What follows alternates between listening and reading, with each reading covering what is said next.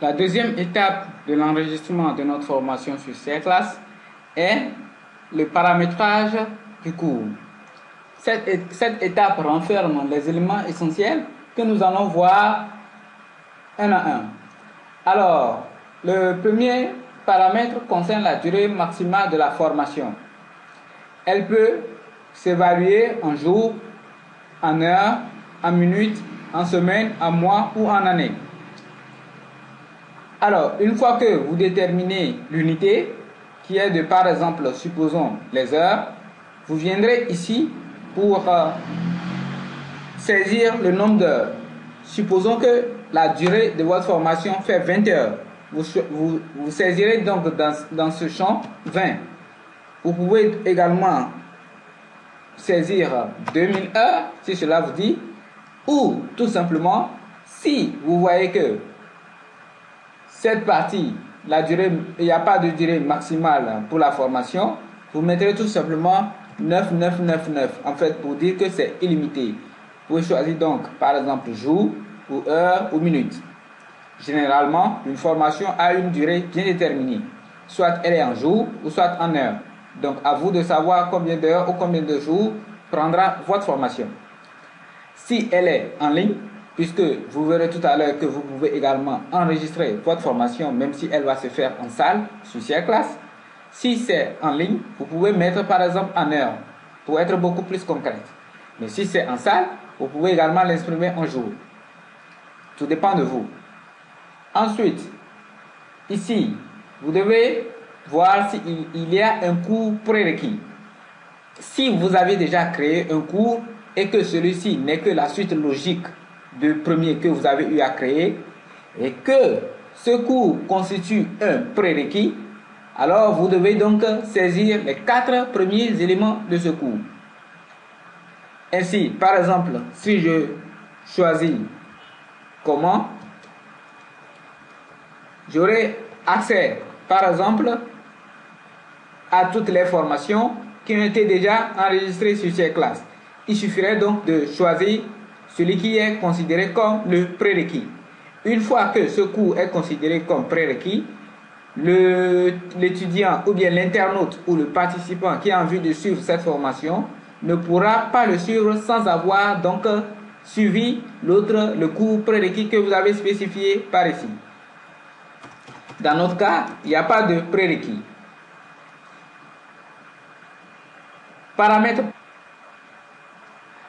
Alors, que nous dit ce chapitre? Pardon, que nous dit ce paramètre? Le chapitre ou le quiz précédent doit être fini avant d'avoir accès au prochain chapitre. Voilà. Donc, vous avez la possibilité de choisir non ou oui. Si le bouton est sur non, cela voudrait dire que l'internaute qui a souscrit à votre cours peut sauter les étapes et aller suivre même les chapitres suivants. Alors que si vous mettez sur oui, le participant sera forcé d'abord de finir le premier chapitre avant d'avoir accès au chapitre suivant. Tout dépend donc de l'objectif que vous poursuivez pour votre formation. Surtout s'il s'agit d'une formation attestante et à la fin vous avez une attestation à délivrer et que vous voulez vraiment être sûr que l'internaute a réellement suivi le cours, alors il faudra donc cocher sur oui. Sinon, mettez sur non pour que l'internaute puisse avoir la main libre pour suivre les chapitres comme il le veut. Quelquefois également, le fait de le mettre sur non permettra à certains internautes d'aller plus rapidement. Il ira tout simplement vers le chapitre qui lui est plus important. Ensuite, ici, vous allez définir le type de cours, soit en ligne ou hors ligne. Si c'est en ligne, cela voudrait dire que l'étudiant ou l'internaute pourrait tout simplement le suivre directement sur C-Class. Et si c'est hors ligne, ça voudrait dire que forcément ce serait en salle. Le paramètre suivant nous dit de mettre le chapitre complet dans le programme. Alors, ici, vous avez la possibilité de masquer le chapitre complet ou soit tout simplement de l'afficher. Nous vous conseillons de l'afficher pour la plupart des cas. Ainsi, le souscripteur ou le participant qui a envie de suivre votre formation pourra savoir à peu près le contenu ou les différents éléments de votre programme de formation pour pouvoir y souscrire. Le prochain chapitre nous dit, paramètre plutôt, cacher le bouton du cours après la souscription. Alors, ici, par exemple, une fois que l'internaute aura acheté votre formation, plus besoin donc de dire d'avoir un bouton sur son profil pour lui dire, par exemple, d'acheter la formation, puisque cette formation a été déjà achetée. Donc, du coup, vous le mettez sur non. Sur oui plutôt, de cacher. Donc, on cache ce bouton après la souscription. Plus la peine, ce n'est plus donc utile d'afficher ce bouton. Ici, progression sur la page d'accueil du cours permet donc à l'internaute de pouvoir avoir une idée sur le niveau de sa progression par rapport au cours total.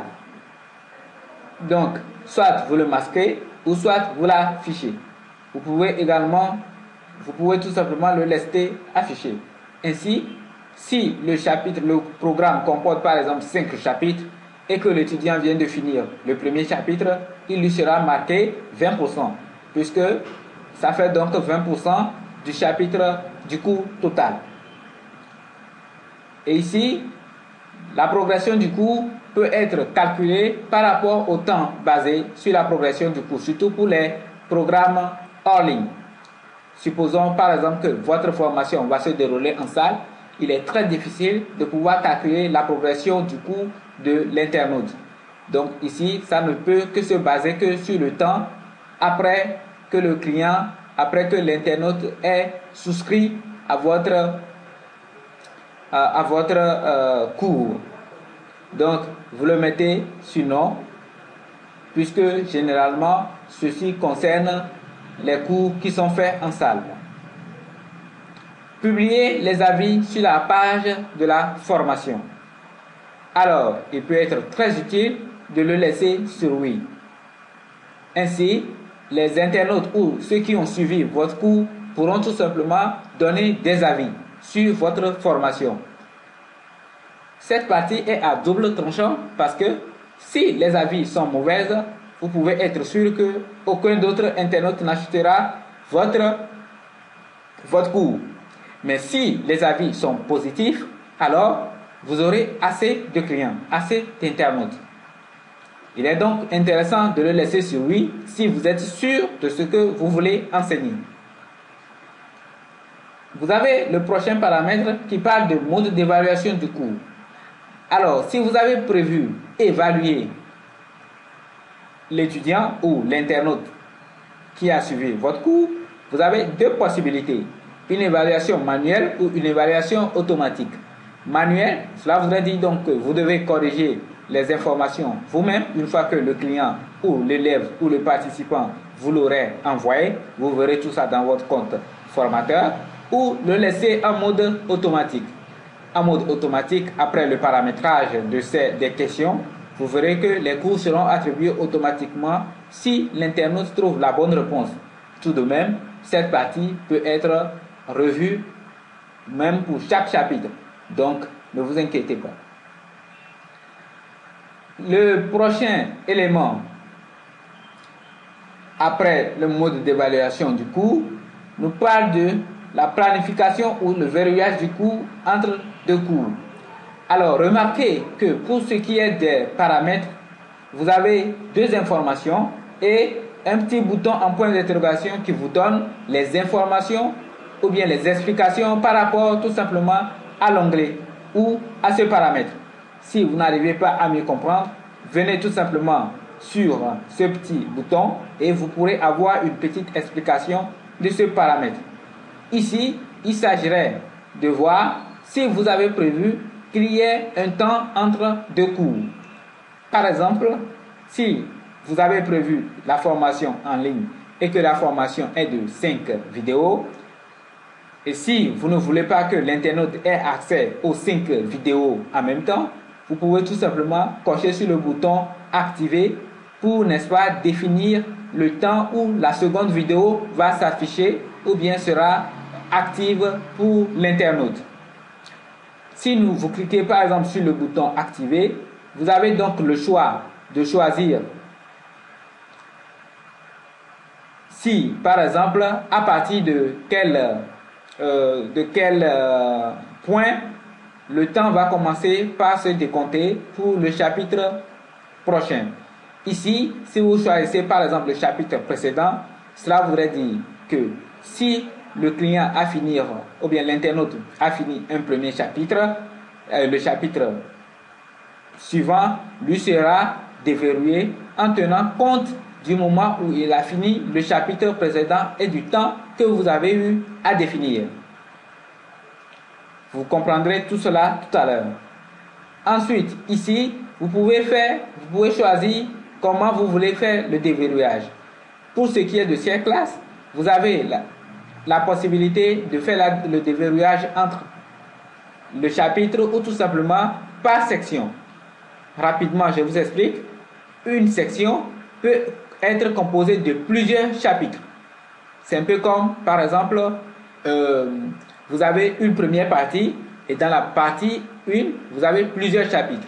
Ainsi, si par exemple, vous avez choisi de mettre un temps d'intervalle entre deux coups et que vous choisissez ici une section, ça veut dire l'internaute aura accès à toute la section, autrement dit au chapitre qui compose cette section, et après le temps que vous aurez défini pour lui, l'autre section s'affichera, ou bien l'autre section sera active. Si vous choisissez par chapitre, cela voudrait dire que si vous avez une première partie qui est composée de plusieurs chapitres, ce sont plutôt les chapitres qui seront déverrouillés un à un. Ensuite, ici, vous avez la possibilité de définir donc la durée du déverrouillage. Donc ici, si vous choisissez un jour, cela voudrait dire que les vidéos ou bien les chapitres de votre cours ou les sections de votre cours seront actives à chaque une journée. Donc vous pouvez décider de mettre par exemple ici 5. Cela voudrait dire que si l'internaute commence le premier chapitre aujourd'hui, il lui faudra attendre 5 jours avant d'avoir accès au second chapitre. Cette partie également peut se définir en jours, en minutes, en semaines ou en mois.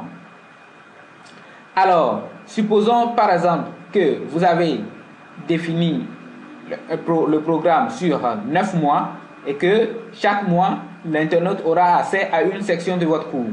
Donc, il suffit tout simplement de venir ici et de choisir mois, là, donc, et de mettre un mois ici.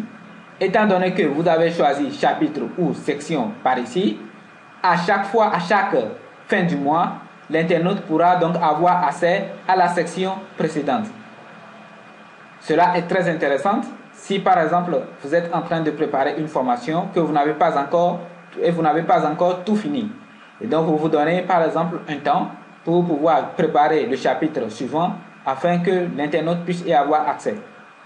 Également, vous pouvez utiliser cette stratégie si vous avez donné la possibilité au client de payer par mois. Et donc, si il doit payer par mois ou chaque fin du mois, ainsi, dès qu'il commence le programme, il doit atteindre la fin du mois pour pouvoir avoir accès à la section prochaine. Tout dépend aussi de la taille du cours que vous mettez en ligne. Si le cours est trop volumineux et que vous n'avez pas envie de rendre paresseux l'étudiant et de lui faire apprendre peu à peu, il est plutôt intéressant de choisir cette stratégie. À vous donc de choisir le temps qu'il faut. Particulièrement, moi je choisis par jour. Donc chaque jour, un chapitre se déverrouille pour le client. Et maintenant, si vous n'avez pas besoin de faire tout ce tralala et que vous avez tout simplement envie de laisser la possibilité au client ou à l'internaute de suivre son cours comme il l'entend, il suffit tout simplement dans la planification intervalle dans ce niveau de choisir tout simplement sur désactiver. Une fois que vous avez désactivé ce paramètre, vous n'aurez plus à activer les autres paramètres. Mais si vous cliquez sur activer, les autres paramètres vont s'afficher et vous allez devoir donc jouer entre ces paramètres. Mettons-le sur désactiver. Alors avec Ciel Class, vous avez également la possibilité de délivrer un certificat de formation. Donc si vous ne voulez pas, vous n'avez pas prévu en tout cas donner un certificat de formation, autant le désactiver. Sinon, vous l'activez tout simplement et vous définissez les paramètres d'octroi du certificat. Ici, le paramètre nous dit définir le pourcentage pour l'obtention du certificat. Alors, si vous mettez 40 sur 100 ici, cela voudrait dire que chaque fois que l'internaute aura fini ses devoirs et qu'il aura une note totale de 40 sur 100, il pourra donc être déclaré comme admis et avoir accès à son attestation ou à son certificat. Donc ici, c'est vous qui définissez la moyenne. 50 par exemple sur 100, si le client ou bien le participant à votre cours a 50 points sur 100, vous le déclarez peut-être admis. Ici, vous pouvez donc sélectionner un modèle d'attestation. Les modèles d'attestation sont définis par les administrateurs ou l'équipe de Ciel Class. Néanmoins, si vous avez un modèle d'attestation à les proposer, n'hésitez pas de les joindre. Si vous n'avez pas prévu de délivrer un certificat de formation, vous les désactivez tout simplement. Ici également, vous pouvez définir un badge de formation. Alors, la différence entre un certificat de formation, c'est que le certificat de formation est donné à tous ceux qui auront accès ou bien auront la moyenne de votre cours, alors que le badge de formation est décerné à ceux qui sont excellents. Donc, si par exemple vous le laissez en mode désactivé, il n'y aurait pas trop de protocole. En activant le badge de formation, vous aurez donc à définir à partir du quand le badge sera octroyé à l'internaute ou aux participants. Si vous avez par exemple déterminé pour le certificat de formation 50 sur 100, alors vous pouvez déterminer pour le badge 75 sur 100. Il s'agit donc de ceux qui sont très excellents pour votre cours. Vous pouvez donc définir le titre du badge. Du cours peut dire élève performant ou badge exceptionnel. En tout cas, c'est à vous de définir le titre de ce badge qui permettra donc de valoriser l'internaute ou le participant. Vous pouvez donc télécharger le badge du cours et le badge qui sera affiché donc sur le profil du client ou bien de l'internaute qui aura suivi votre cours et aura été excellent. Pour télécharger le badge du cours, il faut cliquer tout simplement sur l'image ici et d'aller choisir votre image. Voilà.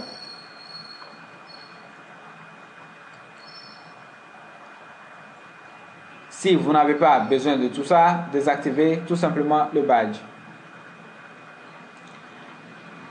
Ensuite, ici, possibilité de reprendre le cours. Mettez-le sur 0 si vous pensez donner un accès illimité au cours à tous ceux qui auront souscrit à votre formation. Alors, si par exemple, vous mettez un chiffre ici, qu'est-ce qui va se passer? Une fois que le cours aura été souscrit par le client, et s'il ne suit pas cela, il ne finit pas de suivre cela avant la fin du cours, qu'est-ce qui va se passer? Il sera obligé de racheter encore le cours. Ce que je ne vous conseille pas, parce que nous sommes souvent en Afrique, et donc la connexion également est un souci pour beaucoup de personnes. Donc mettez-le sur 0 afin de laisser l'accès en mode illimité pour vos clients, pour qu'ils puissent avoir accès au cours à chaque fois qu'ils le souhaitent. Nombre maximum de personnes qui peuvent suivre la formation. Ici, par exemple, vous pouvez définir un nombre maximum qui peuvent suivre votre formation. Ainsi, si vous avez défini 10, par exemple, à chaque fois que 10 personnes auront souscrit à votre formation, eh bien, plus personne ne pourra plus acheter votre formation. Vous pouvez donc tout simplement le laisser sur 0.